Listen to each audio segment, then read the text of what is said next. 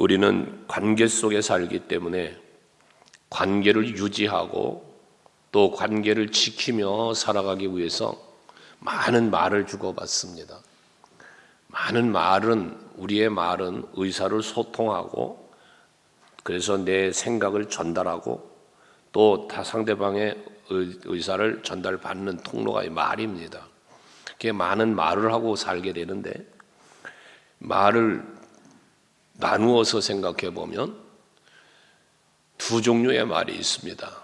하나는 선한 말입니다. 오늘 성경에 말하는 선한 말이 있고, 또 하나는 악한 말이 있습니다.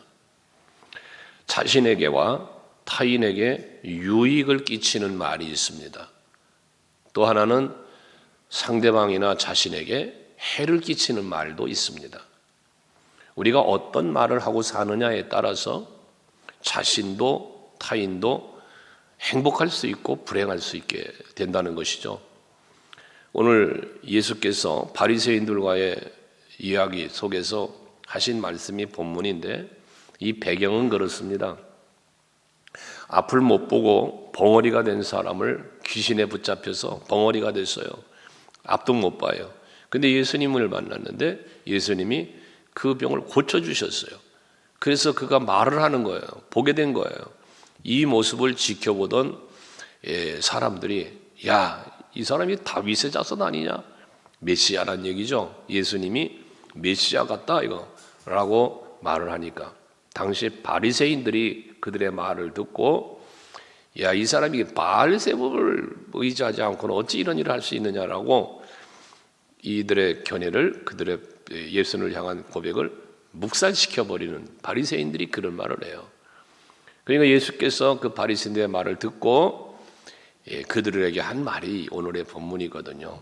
그 마지막 결론이, 어떻게 귀신이 귀신의 힘을 입어 귀신을 물리치냐? 성령으로 되지 않으면 안 된다 라는 이제 이야기를 쭉 한 거예요. 그러면서 저들에게 향하여 독사의 자식들이라고 말을 하시면서, 너희는 악하니 어떻게 선한 말을 할 수 있겠느냐? 이는 마음에 가득한 것을 입으로 말합니다라고 34절에 말씀을 하셨고요. 35절에 말씀하시기를, 선한 사람은 그 쌓은 선에서 선한 것을 내고 악한 사람은 그 쌓은 악에서 악한 것을 내느니라라고 말씀을 합니다. 무엇입니까? 우리의 마음 속에 선이 가득하게 차 있는 사람은 선한 말을 하게 되고, 마음에 악이 쌓여 있는 사람은 악한 말을 하게 된다는 것입니다. 여러분에게 내가 늘 말했지만, 우리의 마음과 생각이 어떤 마음과 생각을 가지고 있느냐에 따라서 그 생각하는 것을 말하게 돼 있어요. 그 생각하는 것을 행동하게 돼 있다는 말씀입니다. 그래서 우리 성도들은 항상 마음을 잘 다스려야 된다 그랬습니다. 지난주에도 말했던 것처럼 내가 예수를 내 안에 품고 예수의 마음을 품어야만 하나님이 기뻐하는 말을 할 수 있고 하나님이 기쁨이 되는 삶을 살 수가 있는 것입니다. 그러므로 여러분들 마음을 잘 다스리시기를 바랍니다. 항상 이 마음속에 선한 생각을 하며 사세요. 마귀는 여러분들의 마음속에 생각을 집어넣어줘요. 무슨 생각을 집어넣습니까? 가룟 유다에게는 예수를 팔고 싶은 마음을 집어넣었다 그랬어요. 사도 사울 왕한테는 욕심의 마음을 집어넣었어요. 사람을 두려워하는 마음을 집어넣었어요. 그러니까 하나님의 뜻을 이루지 못하고 살게 된 거예요. 여러분들에게도 마귀는 찾아와서 악한 마음을 집어넣으려고 그래요. 그때 여러분들이 그 마귀가 찾아와 악한 마음을 집어넣으려고 할 때 물리칠 수 있는 여러분이 되셔야 하는 거예요. 그리고 항상 마음속에 선한 마음을 품고 살아야 되는데, 그럼 이 선한 게 뭐냐라는 거예요. 선한 게 뭐냐? 선한 말을 하는, 우리가 많은 말을 쏟아내는데 선한 말도 할 수 있고 악한 말도 할 수 있는데 그 말의 결과가 얼마나 무서운지요. 선한 말을 한 사람은 의롭다함을 받는다고 그랬고, 악한 말을 한 사람은 정죄함을 받는다고 그랬어요. 내가 말한 것에 따라서 그 말의 결과가 하나님 앞에 의롭다고 칭찬받을 수도 있고, 또 내가 말한 그것 때문에 하나님 앞에 정죄함을 당하여 꾸지람을 들을 수도 있다라는 말씀입니다. 그래서 우리는 말을 잘하며 살아야 되는데 정탐꾼의 이야기, 말하면 정탐꾼의 이야기를 안 할 수가 없죠. 가나안을 정탐하고 돌아왔는데 12명이 그 12명의 정탐꾼이 돌아와서 10명의 말과 2사람의 말이 달랐지 않았습니까? 그 말이 10사람은 가서 본 것을 사실대로 그 형편대로 말한 거예요. 10사람의 말이 우리는 거짓말로 생각하면 안 돼요. 10사람들의 말한 것이 거짓말이 아니고요, 그들의 관점에서 본 사실을 말한 거예요. 이 가나안 족속들을 가서 보니까 와, 네피림이에요. 안악자손이에요. 너무 막 덩치도 크고 그런 거예요. 그러고 가서 보니까 자기들하고 비교해 보니까 와, 우리 메뚜기 같아요. 도저히 싸워 이길 수 없는 족속인 거예요. 이것을 사실대로 와서 말한 거예요. 사실대로. 근데 여호수아와 갈렙은 똑같은 걸 보았어요. 그들의 눈엔들 네피림이 안 보이겠어요? 그 안악자손들의 그 큰 덩치가 안 보이겠습니까? 그들의 눈에도 보였죠. 그러나 여호수아와 갈렙은 비록 저들이 그렇게 크고 강하고 힘이 세 보일 때 할지라도 하나님이 저들을 우리에게 주시겠다고 약속했으니 이 땅을, 그러니 저들은 아무리 커도 아무리 힘이 세도 우리 밥이 될 수밖에 없어. 그 여호수아와 갈렙은 믿음의 말을 한 거예요. 소망의 말을 한 거예요. 이게 차이였습니다. 근데 결과가 어떻게 됐습니까? 하나님께서는 민수기 14장에 보면 저들이 말한 대로 광야에서 메뚜기처럼 죽게 하셨고, 저들이 말한 대로, 믿음의 말한 대로 여호수아와 갈렙은 가나안 땅을 들어갈 수 있었습니다. 이처럼 말은 중요한 거예요. 여러분, 행한 대로 갚으신다는 말씀도 있는 것처럼 여러분, 성경은 우리가 말한 대로 되게 하신다는 것, 여러분 믿으셔야 합니다. 이것이 믿어진다면 우리는 정말 말 잘하고 살아야 돼요. 여러분들이 긍정의 말, 믿음의 말을 많이 쏟아내 보십시오. 그 말대로 되어지는 겁니다. 그러나 부정의 말, 안 된다는 말을 해보세요. 안 됩니다. 안 됩니다. 저도 목회를 하면서도 보았고 많은 목회자의 모임 속에서도 겪게 되지만, 매사에 긍정적인 사람은 긍정적인 일을 도모하고 합니다. 근데 매사에 불평하고 부정적인 사람은 일도 안 하고 불평만 합니다. 되는 게 없어요. 우리는 항상 하나님께서는 말씀한 대로, 우리가 말한 대로 되게 하신다는 사실을 믿고 항상 믿음의 말, 긍정의 말을 하면서 살아가는 여러분 되셔야 합니다. 그러기 위해서는 하나님께서는 약속하신 것을 반드시 성취하시는 분이라. 하나님은 약속하시면 그 약속은 반드시 성취하시는 분이야. 그 일을 성취하시기 위해서 늘 일하시는 분이야. 이 사실을 여러분들이 보아야 돼요. 하나님이 일하심을 볼 수 있어야 된다는 말입니다. 하나님이 약속하신 것은 반드시 이루신다는 사실을 여러분들이 체험을 해야 합니다. 이 체험이 없이는, 그래서 체험을 통한 그 믿음이 없이는 믿음의 말, 긍정의 말을 할 수가 없는 거예요. 시련을 이기고 이스라엘 왕이 되었던 다윗은 하나님이 자기 자신에게 행하셨던 많은 일들을 그는 시편에서 수많은 고백을 하지 않습니까? 그런 고백이 그냥 나온 게 아니지 않습니까? 하나님이 나를 위하여 일하시고 계신다는 사실을 바위굴 속에 숨어서도, 광야에 가서도 하나님이 항상 내 곁에 계시고 나를 위하여 일하시는 하나님이심을 그는 뭐 하는 거예요? 발견하는 거예요. 깨닫는 거예요. 외로움 속에서 나 홀로라고 하는 불평불만이 아니고, 비록 내가 도망자로 숨어 있어도 하나님은 지금 나와 함께 하신다는 믿음이 그에게 있었단 말이죠. 그러기 때문에 그는 정말 아름다운 신앙의 고백을 하며 살 수 있었던 사람이 됐단 말입니다.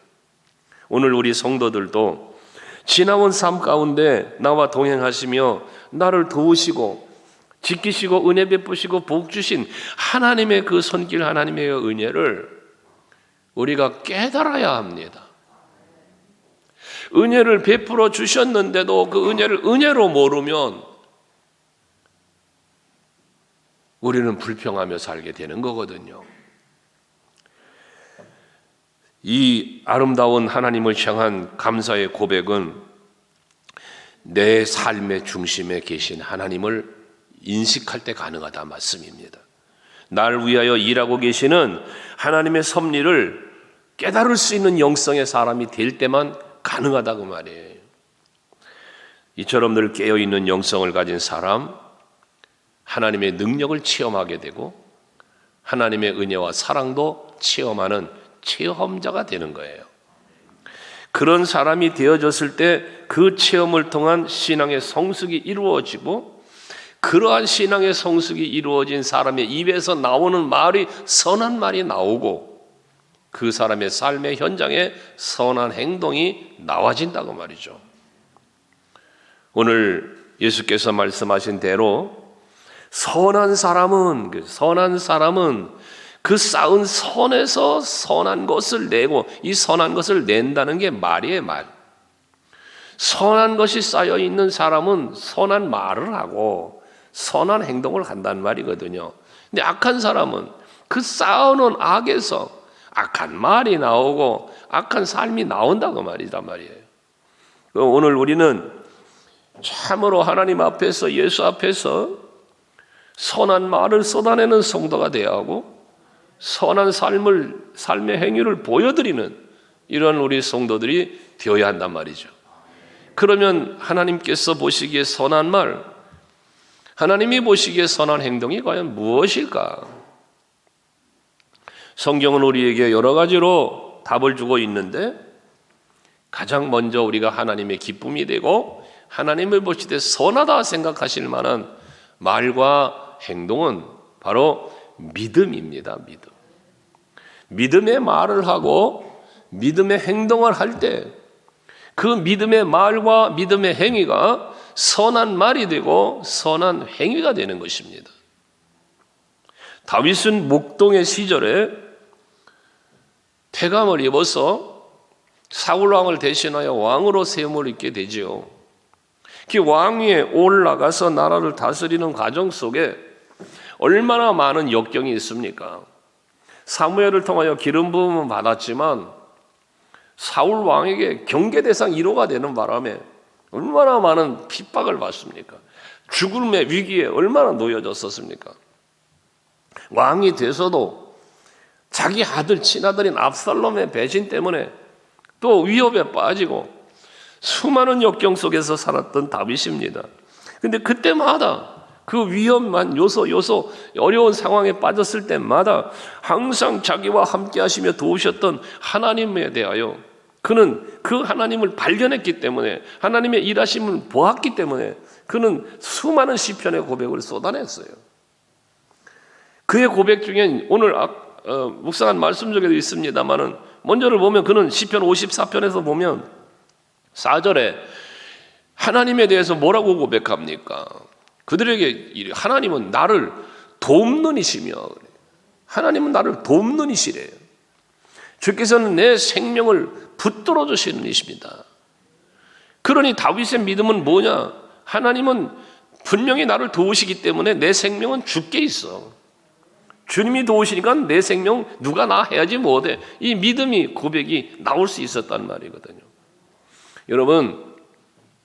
여러분도 고백할 수 있어야 되는 것은 하나님은 나를 돕는 분이다. 이게 여러분의 믿음이 돼야 되고 고백이 돼야 되는 거예요. 또 시편 118편 6절에 보면 다윗은 말하기를 하나님은 내 편이시라는 거예요. 그래서 두려워하지 아니하리니 사람이 내게 어찌할까? 나한테 사람이 어찌할까? 못한단 말이에요. 왜? 하나님이 내 편인데. 자, 다윗의 편이 되신 하나님이 다윗 편이기 때문에 내 편 아니다? 여러분, 다윗을 도와주신 하나님이 나는 안 도와주신다? 이런 생각하면 안 돼요. 다윗의 하나님이 나의 하나님이요. 다윗을 도우신 하나님이 나를 도와줘. 다윗의 편이 되어주신 것처럼 지금은 내 편이 되셔서 나를 붙잡아 주신단 말이에요. 그러니 내가 뭐가 무서워? 안 무서워요. 시편 18편에서는 나의 힘이신 여호와여 내가 주를 사랑합니다 고백을 하면서 그 힘이 되신 하나님에 대한 고백을 2절에 수많은 고백을 쏟아내. 거기서 하나님에 대한 고백을. 하나님은 어떤 분이냐? 하나님은 나의 반석이다, 요새다, 나를 건지시는 이다, 또 나의 하나님이 되신다, 나의 피할 바위가 되신다, 방패가 되신다, 구원의 뿔이 되신다, 산성이 되신다. 엄청난 고백을 쏟아내요. 하나님이 나에겐 이런 분이시니 나에게 힘이 될 수밖에 없어. 그래서 내가 하나님 사랑한다는 고백까지 하는 거예요. 여러분, 하나님 앞에 부르짖고 기도하면 응답을 주시는 믿음을 가지셔야 돼요. 그래서 우리가 하나님은 나에게 힘도 되시고 능력도 되시고 바위도 되시고 뭐 다 고백한 것처럼 이 믿음이 내게 있으면 환난 당할 때 뭐 한다? 하나님을 찾게 돼 있고 하나님께 부르짖게 돼 있는 거예요. 그러니까 우리들의 기도는 믿음의 기도, 그냥 기도 소용없고 믿음의 기도는 하나님을 향한 선한 말, 선한 행동이 되는 거예요. 여러분 힘드십니까? 기도하세요. 믿음으로요. 하나님은 그 믿음의 기도를 들으시고 응답을 주시는 거예요. 시편 46편 1절을 보시면요. 하나님은 우리의 피난처시고 우리의 힘이 되시니 환난 중에 만날 큰 도움이다. 하나님이 우리의 피난처가 되고 힘이 되시니까 내가 뭐야? 얼른 하나님께 피해야 되는 거예요. 뭐 할 때? 환난을 당할 때에. 그러니 우리가 선한 말, 선한 행동은 뭐라? 피난처 되시는 하나님, 힘이 되시는 하나님 앞에 환난 당할 때 피하고 큰 도움을 요구하는 간구함의 기도라는 거예요. 그 시편 50편 15절 보면 환난 날에 환난을 당할 때에 뭐예요? 나를 부르라. 누굴 부르라는 거예요? 하나님 부르라는 거예요. 피난처 되신 하나님, 힘이신 하나님, 그 하나님을 부르라는 거예요. 그럼 내가 너를 건지리니 네가 나를 영화롭게 하리라. 이 말씀을 믿으시죠? 믿으셔야 합니다.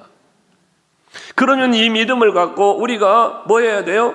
이 믿음을 갖기 때문에 하나님 믿습니다. 그렇습니다. 나도 다윗처럼, 나도 아삽이나 고라다손이 찬송한 것처럼 나도 하나님을 찬양합니다. 하나님은 나의 힘이십니다.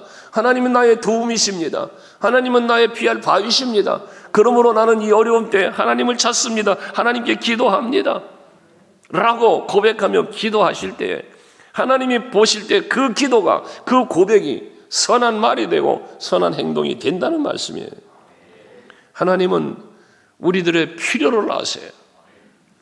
여러분의 형편과 사정을 다 알아요. 여러분 마음의 소원도 안다고 그랬으니 더 나아가서 여러분 마음의 소원을 하나님의 기쁘신 뜻대로 소원을 주시고 그 소원을 또 이루도록 하신다는데 이 하나님이 하시는 일입니다. 그러므로 우리는 하나님을 믿는 믿음의 사람이 되어야 하고 힘들고 어려움을 만나면 그 믿음으로 기도하는 성도들이 되셔야 합니다. 전능하신 하나님께서 나의 힘이 되어주신다는 것, 우린 전능하신 하나님의 고백을 수없이 해요. 그 하나님이 나의 하나님이 되어주셨다는 것, 이것이 얼마나 감사한 일이에요. 그 믿음의 고백을 갖고 수많은 믿음의 말, 긍정의 말, 소망의 말 하시고 거기에 합당한 삶을 살아가는 여러분 되시기 바랍니다. 믿기 때문에 하나님을 난 믿으니까 그 믿음에 합당한 삶의 행위를 가져가자가 말이에요. 두 번째로는 감사와 찬송의 고백이 우리의 입술에 항상 담겨야 합니다. 하나님께서는 우리에게 얼마나 많은 은혜를 베푸십니까? 얼마나 큰 사랑을 베푸십니까? 때로는 나에게 힘이 되어주시고 때로는 나를 보호도 해주시고 때로는 나를 인도하시고 성경에 표현된 대로 독수리 날개로 업은 은혜로 또 나를 품에 안으시고 이 베푸신 은혜입니다.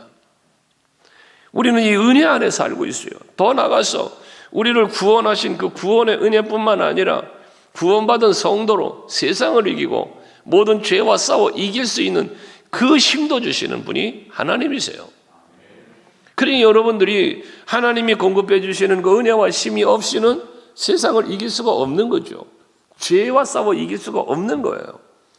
그러므로 우리는 이런 하나님의 구체적인 은혜를 은혜로 알며 감사하는 여러분들이 되셔야 한다는 겁니다. 구원에 대하여 에베소서 2장 1절은 허물과 죄로 인하여 죽었던 너희를 살렸다고 하잖아요. 죽은 나를 살리신 거예요. 근데 이 사실을 믿어야 된다는 거예요. 믿어야. 이 사실이 믿어야 되는데 이 믿을 수 있는 것조차도 하나님께서 우리에게 주신 은혜의 선물이라고 그러셨잖아요. 그러니 이게 얼마나 큰 은혜냔 말이에요. 나를 구원하시기 위해 죄와 사망에서 허물로 인해 죽었던 나를 살리시기 위해서 예수 십자가를 지셨는데 그 십자가를 지신 것을 믿을 수 있도록 하신 것조차도 은혜라는 거예요. 그러니 우린 감사하지 않을 수 없잖아요. 우리가 하나님 앞에 감사해야 할 일은 여러 가지가 있지만 크게 두 가지로 나누어 감사해야 돼요. 첫째 하나는 지나온 날들에 대한 감사예요.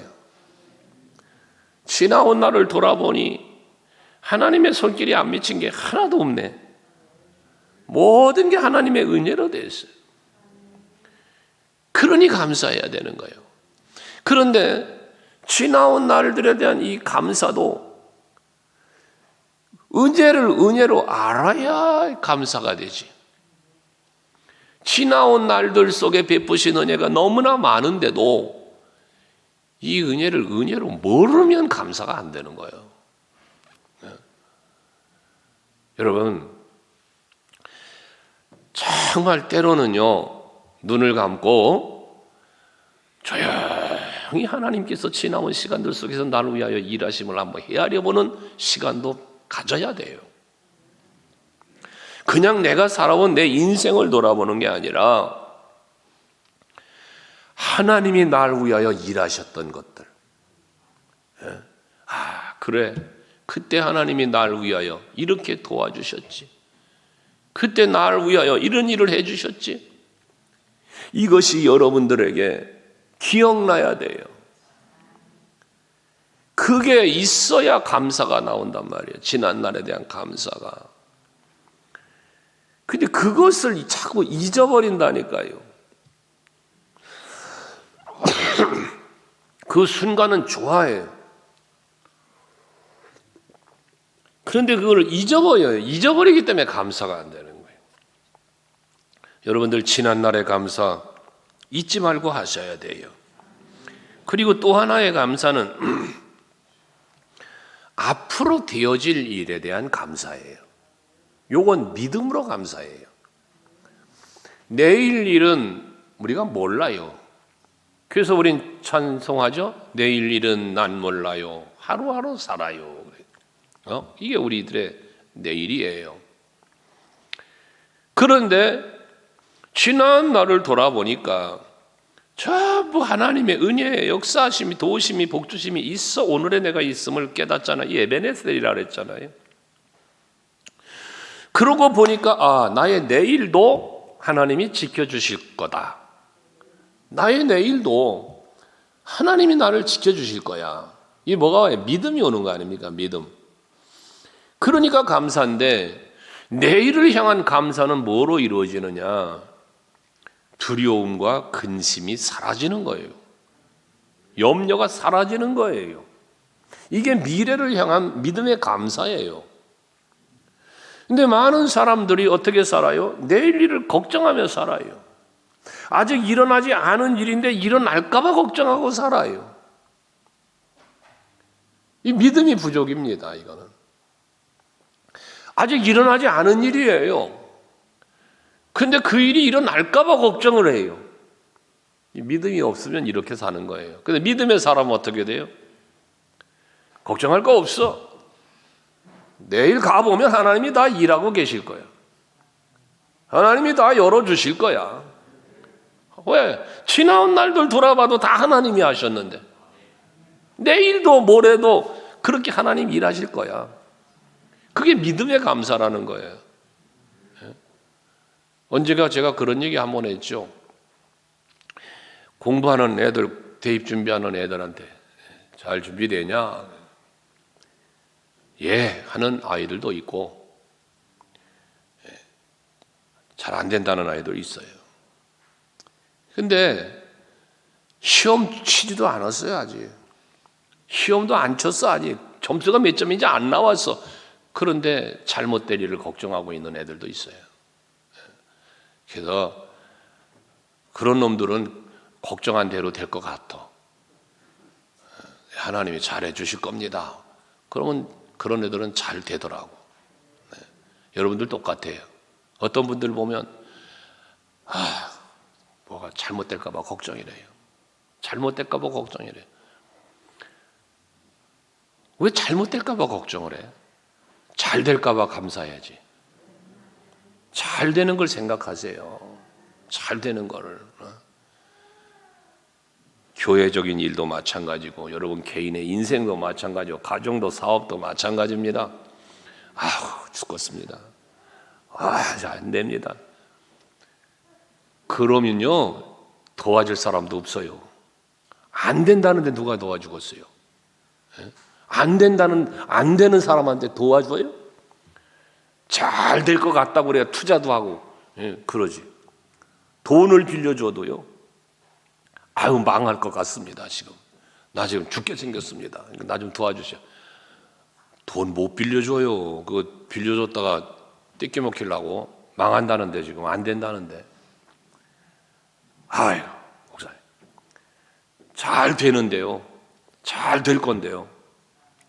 그 잘 되려니까 지금 돈이 좀 필요해요. 그러면 잘 된다니까 없어도 도와줄 수 있어요. 그렇지 않아요? 그럼 여러분 하나님 앞에 하나님 난 망할 것 같아요. 난 죽을 것 같아요. 나 좀 도와주세요. 그러면 넌 말한 대로 죽어라.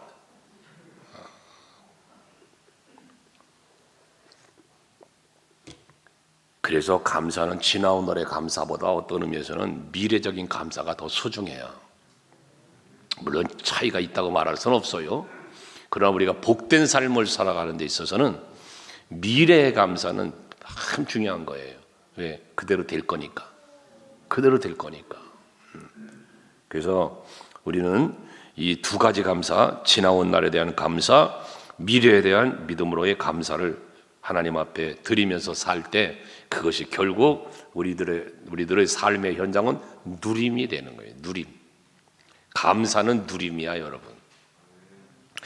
감사한다는 자체가 은혜를 누리고 있다는 증거니까요. 그런데 감사와 찬송이 없다? 결국 그건 누림이 없는 삶을 산다라는 증거가 되는 것입니다. 우리 서강교회 성도들은 늘 지나온 날도 감사하고 돌이켜보니 감사할 것밖에 없네요. 내일 일 걱정 없습니다. 하나님이 도와주실 거니까요. 그런 은혜의 고백이 있길 바랍니다. 서로 인사를 주고받아도 제가 그랬잖아요. 목사님 힘드시죠? 목사님 피곤하시죠? 제발 그런 인사 좀 하지 말라고. 안 피곤하다가도 피곤하시죠? 그럼 피곤해진다니까. 그냥 좋은 인사를 해요. 서로가 여름 마찬가지야. 잘 되시죠? 잘 지내시죠? 제가 여러분들에게 인사할 때 대부분 그러고 인사하지 않습니까? 집사님 힘드시죠? 제가 그럽니까?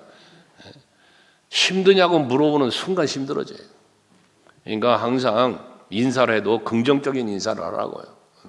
잘 되시죠? 좋은 일이 있으신가 봅니다. 얼마나 들으면서도 좋아. 최선의 감사와 찬송을 통해서 하나님께는 영광을 돌리고 또 그 감사와 찬송을 통해서 하나님께서 베푸신 은혜를 받아 누리는 우리 모두 되어야 합니다. 한 가지 더 우리가 선한 말 선한 행동으로 하나님 앞에 보여드려야 할 것은 사랑의 고백이죠. 사랑의 고백입니다. 나의 힘이신 여호와여 내가 주를 사랑합니다. 시편 18편 1절에 고백하는 것처럼 다윗은 하나님을 사랑한다는 고백을 했어요. 이게 왜 그런 고백을 할 수 있습니까? 하나님이 나를 사랑해 주셨기 때문에, 하나님이 나에게 힘이 돼 주셨기 때문에, 하나님은 나의 도움이 돼 주셨기 때문에 하나님을 사랑한다는 고백을 할 수 있었던 거예요. 여러분, 정말 하나님께서 여러분에게 베푸신 은혜, 얼마나 기가 막힌 은혜를 받았어 우리가요. 로마서 5장 8절을 우리가 다 알지만, 우리가 아직 죄인 되었을 때에 그리스도께서 우리를 위하여 죽으심으로 우리를 향한 자기 사랑을 확증하셨다잖아요. 그러니까 예수 십자가의 죽으심은 우리를 향한 하나님의 사랑의 표현이었다고 말씀을 늘 드렸잖아요. 이 사랑을 우리가 받았어요. 그러니 이 사랑받은 내가 하나님 사랑하는 게 당연하잖아요. 그 사랑 고백해야 된단 말이에요. 또 서로를 사랑한다는 고백, 이게 뭐 성희롱, 어쩌고 나오니까 참 말 한마디도 힘들어요 요즘은. 아우 이쁘게 생겼다 그래도 그 성희롱이라며. 하여튼 이 세상이 우습게 돌아가는 세상인데, 여러분 사랑한다는 말처럼 아름다운 말이 어디 있어요? 하나님 사랑합니다. 목사님 사랑합니다. 장로님 사랑합니다. 권사님 사랑합니다. 서로를 사랑합니다. 이 말하는 거, 이게 아름다운 선한 말이란 말이에요. 이게 선한 말.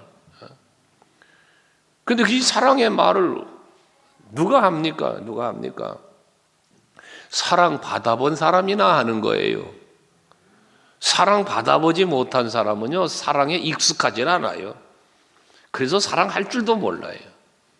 이 참 그걸 많이 느껴요. 제가 이렇게 보면 느껴요. 사랑을 많이 받아본 사람은요, 사랑할 줄 알아요. 근데 사랑 받아보지 못한 사람은요, 사랑할 줄도 몰라요. 받지도 못했지만 할 줄도 몰라요. 여러분, 그런 거예요. 그래서 여러분, 가정이 가와만사성이라고, 가정에 사랑이 많으면요, 그 사람의 밖의 삶이 사랑이 넘치는 삶을 살아요. 우리는요, 하나님 앞에 큰 사랑 받았잖아요. 그러니 사랑할 수 있어야 돼요. 예수님 그랬지 않습니까? 내가 너희를 사랑한 것 같이 너희도 서로 사랑해라. 내가 너희를 사랑한 것 같이라고 했잖아요. 우린 예수의 사랑을 받았단 말이야. 그러니 받은 사랑 가지고 그렇게 나도 사랑하면 된다는 거거든요. 사랑을 몰라요? 사랑할 줄 몰라? 여러분, 사랑할 줄 모르는 게 아니라 사랑의 방법을 모르는 거죠. 방법을. 사랑을 모르는 게 아니야. 우린 사랑 받았어요. 사랑이 뭔지를 알아. 그 고린도전서 13장에도 사랑은 오래 참고 온유하며 얼마나 많은 다 했죠. 알아. 사랑이 뭔지 알아. 근데 할 줄 몰라. 왜? 내가 받은 사랑을 받은 자체를 모르고 살기 때문에 그런 거예요. 여러분, 우리는 하나님의 사랑을 많이 받았으니 사랑하며 살아야 돼요. 아브라함에게는 하나님께서 이삭을 번제로 드리라는 창세기 22장에 보면 하나님이 아브라함을 시험하셨다고 그래요. 아브라함을 시험하여 가라사대 이삭을 번제로 드려라. 하나님께서 아브라함을 부르시고 말씀을 하잖아요. 그러니까 이삭을 드렸어요, 아브라함이. 그러니까 이제 네가 여호와를 경외하는 줄 알았다. 이삭을 제물로 드리니까 이제 내가 여호와를 네가 경외하는 줄 알았다는 거예요. 여호와를 경외하는 게 뭐예요? 여호와 하나님 믿고 존경하고 두려워하고 사랑하는 사랑의 고백이 이 경외함 속에 들어가 있어요. 그러니까 이삭보다도 하나님을 더 사랑한 거야, 아브라함은. 이 사랑의 표현을 한 거예요, 표현을. 그 여러분들도 우리가 신앙생활하면서 하나님께로 내가 사랑을 고백해야 되는데 사랑합니다, 사랑합니다, 하나님 사랑합니다 입술로 고백해야지요. 그러나 행위적 고백이 있어야 돼요. 예수님은 그랬어요.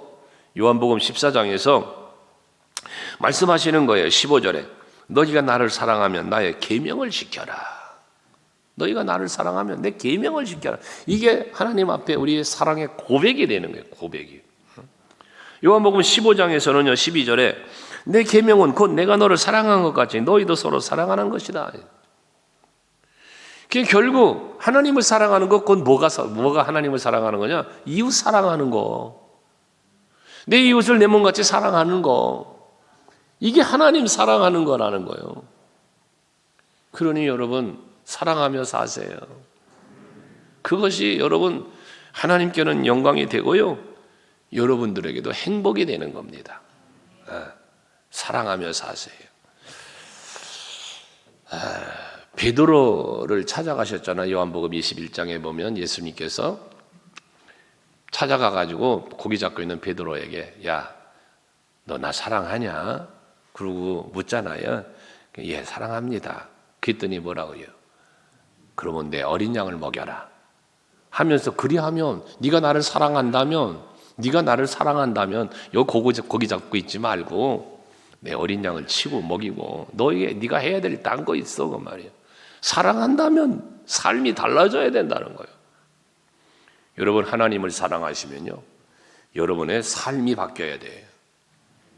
하나님을 믿으면 삶이 바뀌어야 돼요. 하나님께 감사할 마음이 있다면 삶이 바뀌어야 돼요.